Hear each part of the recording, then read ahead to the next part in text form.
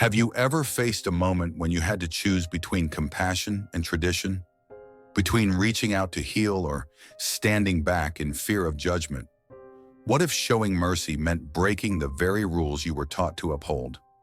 Today we journey back to an ancient synagogue on a sacred day of rest.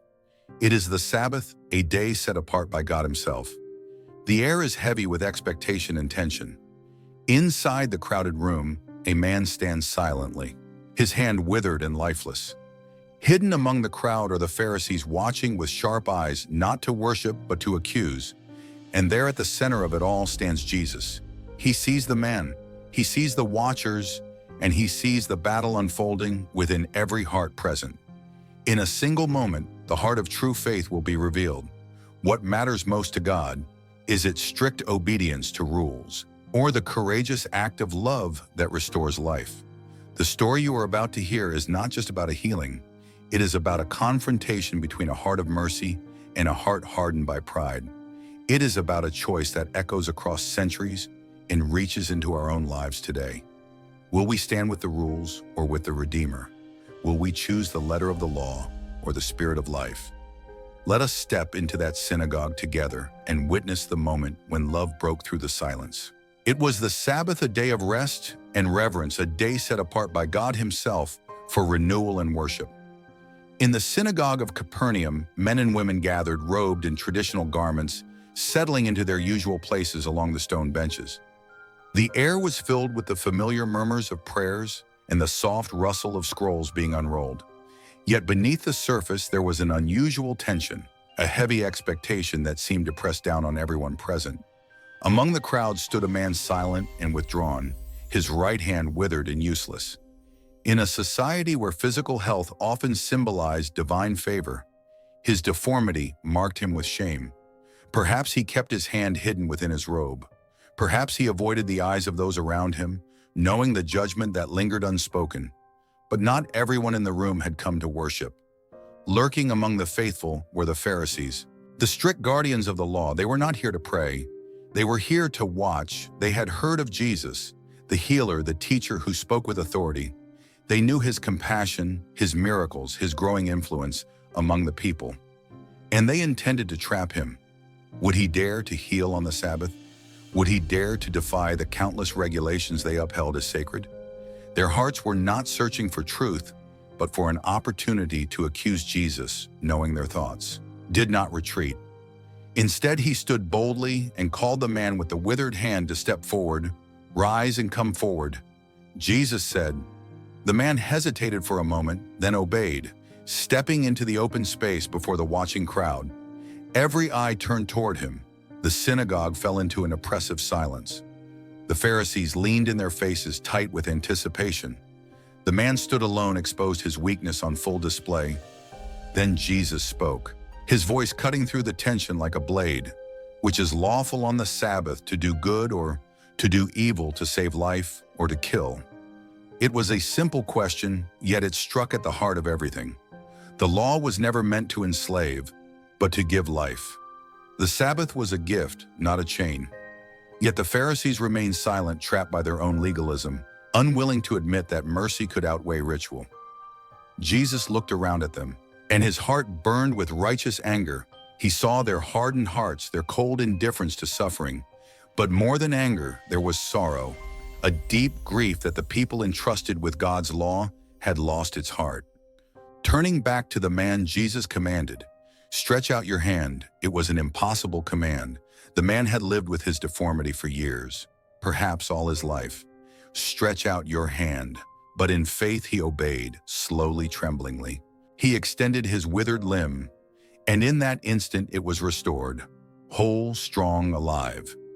Gasps rippled through the crowd. A miracle had occurred before their very eyes. A life had been restored, not only physically, but socially, spiritually. But not everyone rejoiced. The Pharisees, their plans shattered, burned with anger. Rather than be humbled by the evident work of God, they hardened their hearts even further. Immediately, they went out and began to plot with the Herodians how they might destroy Jesus. What began as a simple gathering on the Sabbath had erupted into a cosmic confrontation, a battle between mercy and pride, between the living heart of God and the dead ritual of men. The man with the withered hand was not only healed of his physical brokenness, he became a symbol of the restoration that Jesus offers to all who are willing to step forward, trust him, and stretch out their brokenness in faith. And the question lingers for us today: will we stay silent and hidden, or will we respond when Jesus calls us forward? At the heart of this powerful encounter lies a profound tension that has echoed across centuries, the tension between law and love, between human tradition and divine compassion. Jesus did not come to abolish the law, but to fulfill it. Yet here in the synagogue, we see a dramatic revelation that true obedience to God is not found in the rigid application of rules, but in the living expression of mercy. The emotional state of Jesus during this moment is critical to understanding the depth of this passage. The Gospel of Mark tells us that Jesus looked around at them in anger and deeply distressed at their stubborn hearts. This anger was not petty rage nor uncontrolled frustration. It was a righteous indignation born out of love. It was the grief of a Creator who saw his people entangled in the very nets they had woven from his commands. When Jesus asked which is lawful on the Sabbath, to do good or to do evil, to save life or to kill, he cut straight to the core of true faith. The silence of the Pharisees was not merely cowardice. It was the outward manifestation of hearts hardened by pride. They valued their tradition more than the suffering of a fellow human being. They loved their system more than they loved their neighbor. Jesus' grief reveals a central truth about the character of God. Mercy always triumphs over ritual. Throughout Scripture, God repeatedly declares his desire for mercy. Not sacrifice. What pleases God is not the cold perfection of rule-keeping, but the warm, living pulse of compassion beating in the heart of his people. In this light, the healing of the man's hand becomes symbolic of a far greater healing that Jesus offers. The withered hand represented more than physical brokenness. It mirrored the spiritual atrophy of a community obsessed with appearances, but devoid of love, by restoring the man's hand. Jesus publicly declared that God's kingdom is a kingdom of restoration, not condemnation. The Sabbath itself was meant to be a gift, a day of rest, joy, and renewal. Yet human legalism had transformed it into a burden. In healing on the Sabbath, Jesus was not breaking the law. He was fulfilling its truest intention. He was reminding the people that the Sabbath points toward life, not death, healing, not harm, restoration, not rejection. This confrontation in the synagogue forces every believer, then and now, to examine their own hearts. Are we so entangled in our traditions, habits, and preferences that we miss the suffering around us? Do we sometimes place the maintenance of our comfort or reputation above acts of mercy and love? Faith that pleases God is not sterile obedience. It is a faith that sees the broken and moves toward them. It is a faith that stretches out a hand to heal, even when it costs something. The Pharisees' reaction also serves as a sober warning. Rather than being drawn to the undeniable work of God, their hardened hearts led them deeper into conspiracy and violence. Miracles do not always soften the heart. For some, they harden it further, exposing the true condition of the soul. In the end, the story of the man with the withered hand is not only about a miraculous healing, it is about the healing that God desires for every heart trapped in pride, fear, and self-righteousness. Jesus still calls out today, stretch out your hand, stretch out your fear, stretch out your bitterness, stretch out your pride, and let the healing power of divine mercy make you whole again. To fully grasp the weight of this encounter, we must step into the historical and social world of first-century Judea. The Sabbath, or Shabbat, was far more than a day of rest. It was the heart of Jewish religious life, a sign of the covenant between God and his people. Keeping the Sabbath was seen as a sacred duty, not just a recommendation. Breaking it was considered a serious offense, often punishable with severe consequences. Over the centuries, Jewish religious leaders had developed an intricate web of rules detailing exactly what could and could not be done on the Sabbath. There were 39 categories of forbidden work, each with subcategories. Even acts of healing were restricted. Unless a person's life was in immediate danger, offering medical help was deemed unlawful on the Sabbath. Against this backdrop, the act of Jesus healing a man with a withered hand became a direct challenge to the religious order. To the Pharisees, who were among the strictest interpreters of the law, Jesus' actions seemed to threaten the very fabric of their faith and authority. The Pharisees were not mere villains. Many of them were genuinely devoted to preserving the holiness of Israel.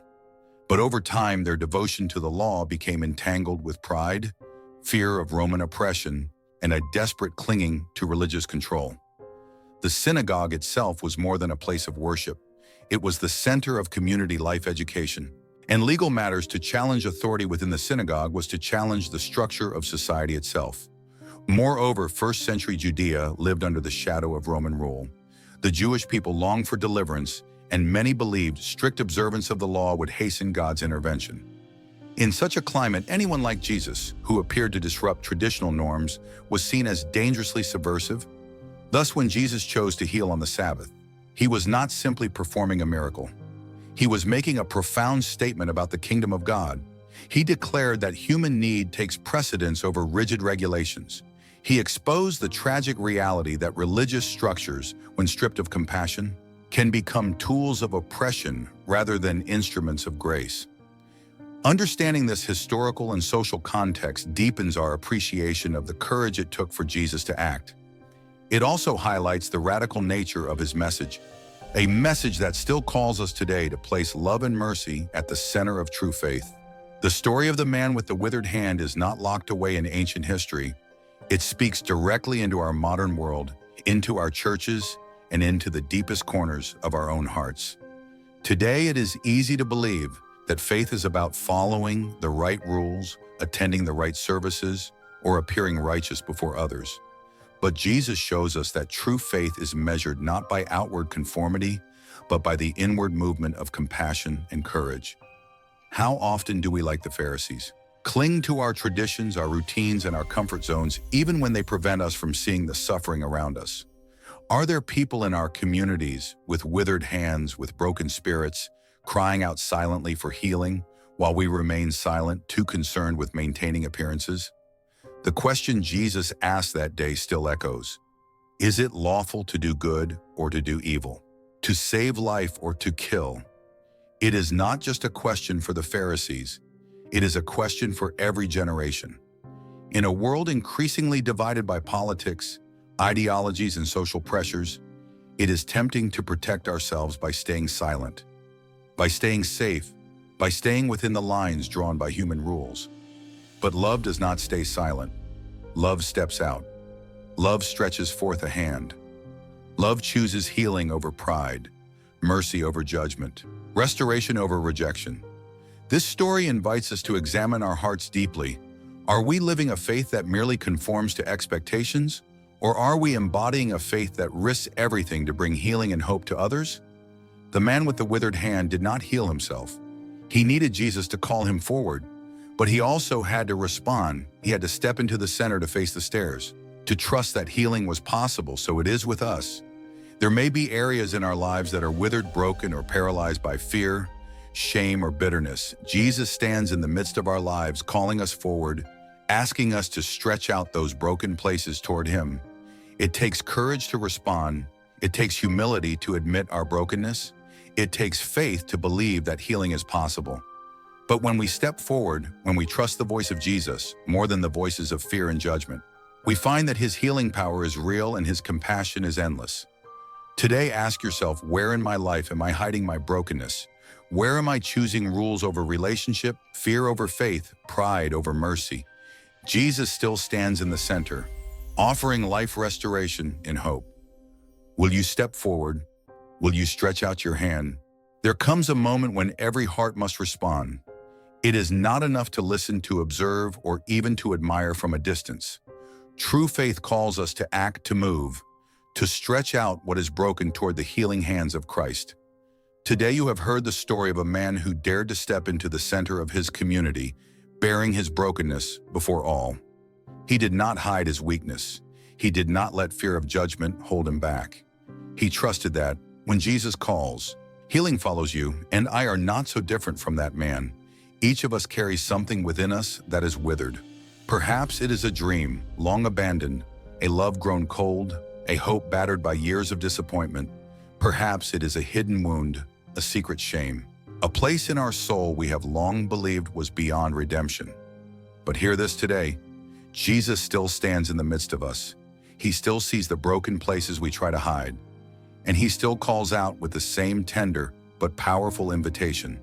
Stretch out your hand. It is an invitation to trust, to risk, to believe once again that healing is possible. It is an invitation to move beyond appearances, beyond fear, beyond pride. It is an invitation to come into the light, to bring our brokenness where grace can touch it. The miracle did not happen when the man stood hidden in the crowd. The miracle happened when he obeyed, when he stepped out, when he stretched forth what was broken. Today you have that same choice. Will you stay hidden, clutching your wounds in silence, or will you step forward? Believing that the one who calls you is mighty to save. Jesus is not waiting for you to heal yourself. He does not demand that you fix your life before coming to him. He simply asks you to come as you are, with all your weakness, all your fears, all your hopes. He is ready to heal. He is ready to restore. He is ready to make you whole. Stretch out your hand, stretch out your heart, stretch out your faith, and you will find that the same power that restored a withered hand long ago is still alive today, still reaching out, still redeeming broken lives with endless mercy. Do not wait. The invitation is here. The healer is here. Step forward, stretch out your hand. Receive the healing that only Christ can give. As we come to the close of this journey, take a moment to reflect on the powerful scene we have witnessed. A man with a withered hand, isolated by shame and weakness, a crowd frozen in fear and silence, and a Savior who saw beyond appearances, beyond traditions, and reached out with love. This story is not locked in the past. It speaks to every generation, to every heart that has ever struggled with brokenness, fear, or pride. It calls out to us even today, with the same urgent question that Jesus asked so long ago.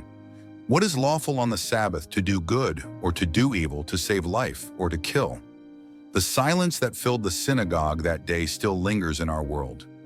Too often we are tempted to remain silent in the face of suffering.